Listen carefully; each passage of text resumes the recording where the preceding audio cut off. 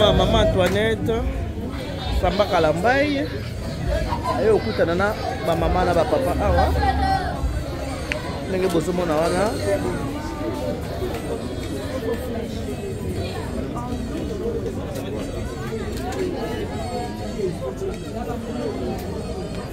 voilà, Mabana, ok, Antoine Samba Kalambai, numéro 983, ayo kokutana. Ah maman. Oui, ouais, ma maman, hein. Bon, c'est peine pour mon maman. Maman est à l'essili. Voilà. Maman la pauvre allée.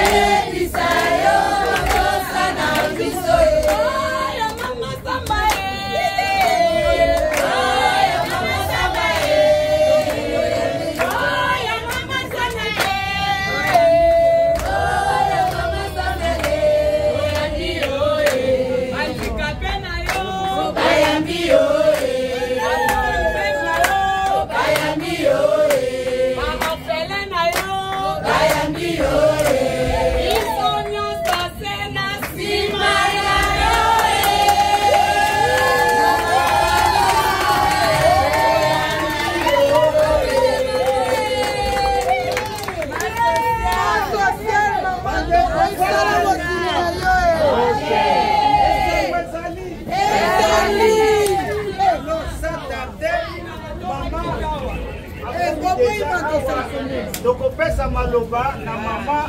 to kuta bangunga mingi te bambutia déjà makasi to pesa maman parole aye biso posa na ye epa na biso bana na ye bandeko na ye bayaya na ye bobetela maman maboko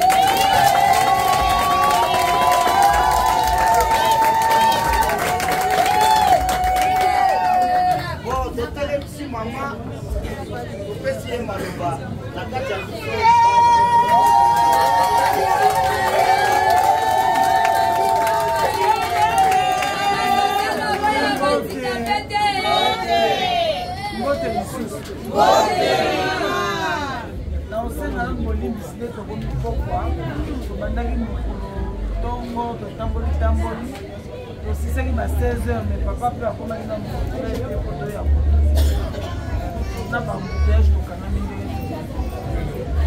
Nena yawo na basi bolipona olotambola pona mamuteli mapona mi tomotaka mbala moko olata tolanda mama mwiso boyi masambo mama ya bane pele boyi ya tuando kusa mutini wana da masisana mama jo pe wana télévision bien bien alors maman elle a fait une prédiction et bio pour l'élection et bio pour la tanga lido lelo na éviter ma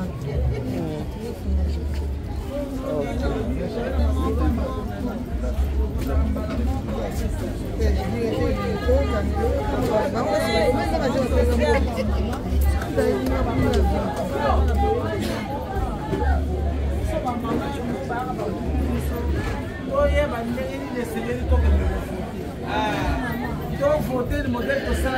2006. Pour voter ma t-shirt, pour voter ma 1000 francs. On va regarder, on est pas l'objet la biso, on va aller, mais on va faire ma numéro, on va voter la part. Balo, c'est lui qui a voté ici. Ozana, mon konzamboka la biso, moi namboka Félix Antoine Tshisekedi. Béton, numéro 20. Le lot oza lundi, le but au paiement. Pour la mise à ton état au bureau de vote pour la vote. Donc, voter numéro 20 pour la magambo et belé à saler les ok! Boboko!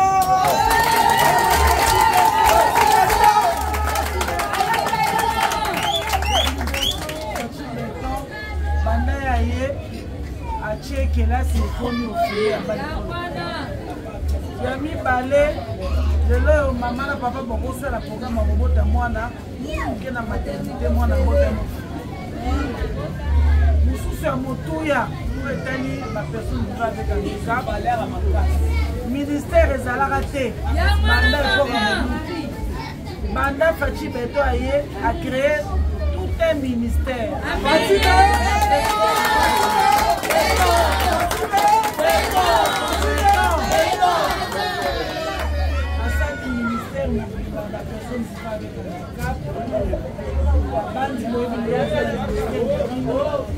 Secrétaire général ya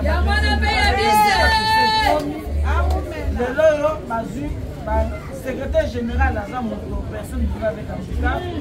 misala ezomonana mpe ekomonana ebele lelo oyo Fachi litoi na ye azoyoka mwana Kongo nyonso makambo ya couleur ezala te ke oko wana aza mobimba biso nyonso toza bapersone vivant avec handicap na yango tokopesa Fachi Beto deuxième mandat makambo ebelebele asali interese tokumena continue kokonte yango te tokovote ye le 20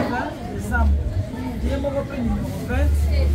après esengeli topesa ye majorité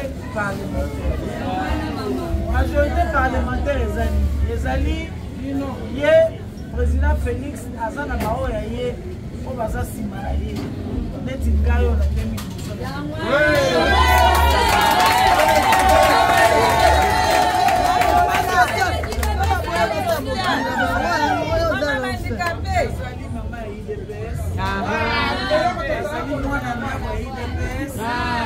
mingi lelo bazoya bango nyonso batiela nyonso na Fachi Beto esengeli kotunaka nsima na yo parti politique na yo komona yango nini yanga eza UDPS ya lelo te ya bandakalaka ozosenga tovote Fachi Beto numéro 20 la députation nationale tovote 983 otomona mwa opesa mwana mboka Fachi Beto majorité parlementaire kwa mwana okei na suka na vision na tokosama lisusu te na bapaya Kongo eza mboka na biso bakoko batikela biso biso tokotikela bana na biso na bakoko na biso esengeli tokosama lisusu te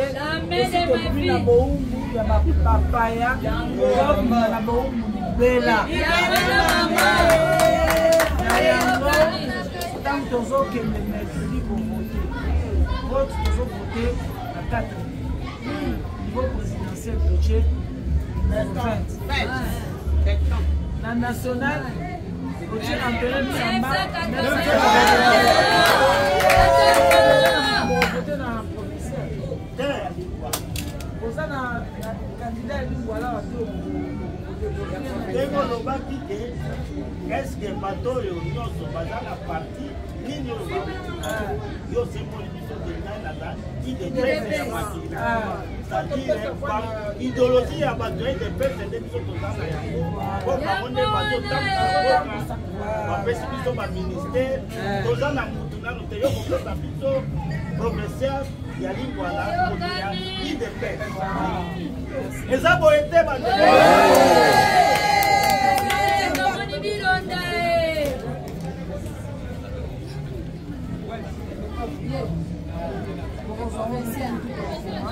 et puis il y a mine côté conseiller municipal bato mine wana soko bovote te bovote ka moko bovote kepa esengeli na tongole bozobima na poche ozala bakandida mine bovote président bovote député national bovote député provincial bovote pe conseiller municipal wana vote nekoliko kasi ntango bozokende na bureau de vote fo kozala mayele biso koza biso kongo eza ya bakongole mboka eza mboka na biso maponami basali yango mpona bayi mboka epi bakolo maponami nde mpo bino nde bakonzi seni esalami mpona baélecteur ntango yo ozokóma na bureau ya seni moto aintimide yo te okomi soki oye na moto akokotisa yo po afotele yo na mashine okote malamu soki oza na motu te okoyebisaka tasengi ngai bapesa ngai témoin ya mama toyebisamba ye ndako okota na nga ntina liboso ya mashine mashine ya votele ozokoma na bobanina na élection présidentielle bakotanda bakandida nyonso oyo ya mboka o bakoki biso tokobeta numero 20 omona facia soka vini obia solo papa ya mibale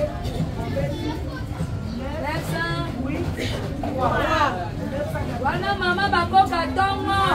oya bola batayambaka biyambayamba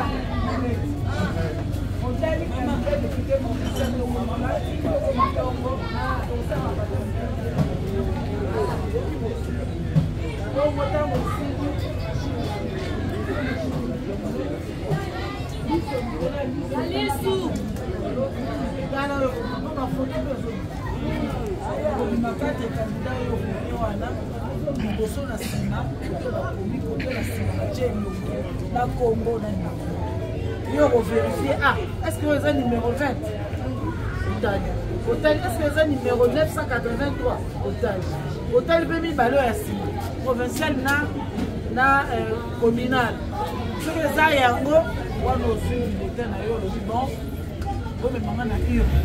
ozwi bulletin na okumbi oke na urne soki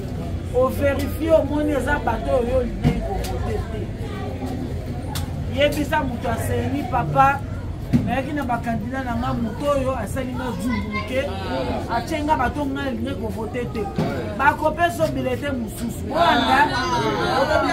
vote wana eza ya baélecteur